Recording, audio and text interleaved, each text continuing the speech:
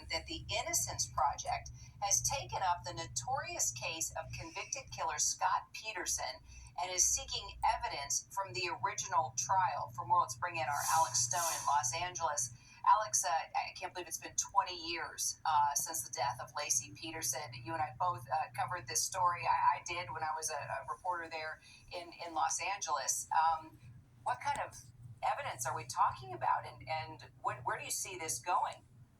Well, we're just beginning right now, Kira, to go through this document that we have obtained exclusively that shows that the Innocence Project is now at least beginning to take up this case of Scott Peterson, asking for evidence from the original trial, saying that they want to look through that evidence. Historically, when the Innocence Project gets involved, they only get involved if they believe they can win a case. This appears to be the beginning stages of the Innocence Project getting involved.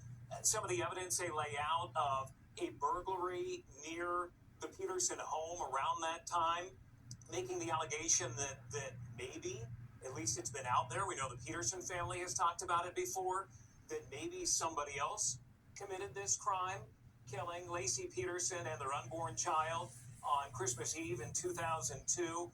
The fingers were pointed at Scott Peterson. His family has always claimed he didn't do it. It appears with this filing that the Innocence Project will be making that claim.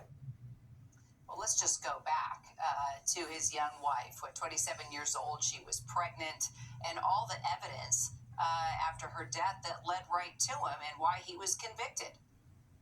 There was a lot of evidence, and as you mentioned, we both covered it. We spent a lot of time in Redwood City where the trial was held over many months, and then the sentencing in 2005, I believe, when he was actually sentenced. But the case, the trial in 2004, there was a lot of evidence that came back to him of a fishing trip that he had gone on, and her body was found in generally an area where they believed he had been in.